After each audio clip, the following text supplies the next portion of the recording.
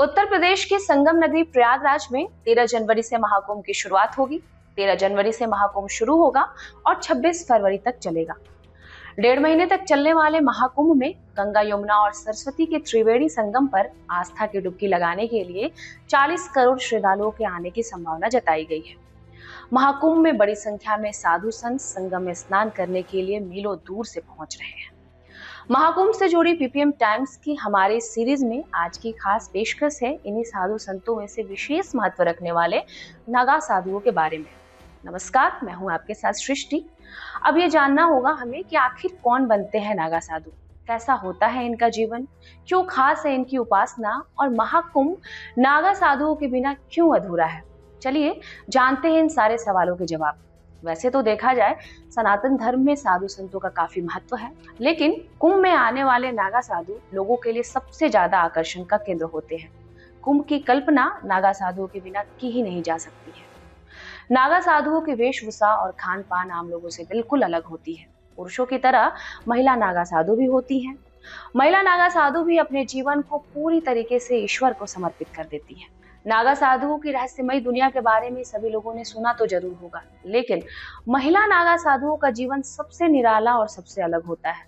गृहस्थ जीवन से दूर हो चुकी महिला नागा साधुओं के दिन की शुरुआत और अंत दोनों पूजा पाठ के साथ ही होती है।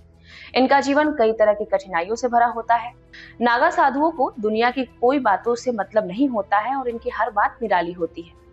महिला नागा साधु बनने के बाद सभी साधु साध्वियां उन्हें माता कह के पुकारती हैं। माई बाड़ा में महिला नागा साधु होती है, जिसे अब विस्तृत रूप देने के बाद दशनाम संन्यासिनी अखाड़ा का नाम दे दिया गया है। साधु संतों में नागा एक पदवी होता है। साधुओं में वैष्णव, शैव और उदासीन संप्रदाय है और इन तीनों संप्रदायों के जो अखाड़े होते हैं उसे नागा साधु बनाते हैं। पुरुष नागा साधु नग्न रह सकते हैं, लेकिन महिला नागा साधु को इसकी इजाजत नहीं होती है। पुरुष नागा साधुओं में वस्त्रधारी और दिगंबर यानी कि निर्वस्त्र होते हैं। महिलाओं को भी दीक्षा दी जाती है और नागा बनाया जाता है, लेकिन वे सभी वस्त्रधारी होती हैं।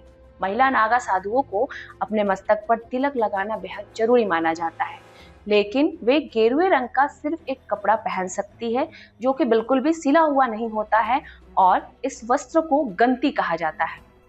आपको हम बता दें कि महिला नागा साधुओं के बनने की प्रक्रिया के बारे में अगर आप जानेंगे और समझेंगे तो एक बार सोचने पर मजबूर जरूर हो जाएंगे। महिला नागा साधुओं की जिंदगी बेहद कठिन होती है। नागा साधु बनने के लिए इनको कड़ी परीक्षा से गुजरना होता है। नागा साधु या सन्यासिनी बनने के लिए 10 से 15 साल तक कठिन ब्रह्मचर्य का पालन करना बेहद जरूरी होता है। नागा साधु बनने के लिए अपने गुरु को ये यकीन दिलाना होता है कि वे इसके योग्य हैं और अब ईश्वर के प्रति समर्पित हो चुकी है। इसके बाद गुरु नागा साधु बनने की स्वीकृति देते हैं। नागा साधु बनने से पहले महिला को बीते जीवन के बारे में जाना जाता है। ये देखा जाता है कि क्या वो ईश्वर के प्रति पूर्ण रूप से समर्पित है या नहीं। नागा साधु बनने के बाद कठिन साधना कर सकती है या नहीं, ये तमाम चीजें देखी जाती है। नागा साधु बनने से पहले महिला को जीवित रहते हुए अपना पिंडदान करना होता है और साथ ही साथ कराना होता है अपना मुंडन। तो ये थी महाकुंभ से जुड़ी हमारी आज की विशेष पेशकश। इस सीरीज में हम कल फिर से लेकर आएंगे इस बार के महाकुंभ से जुड़ी एक और खास कहानी। तब तक आप देखते रहिए पीपीएम टाइम्स। मैं थी आपके साथ सृष्टि।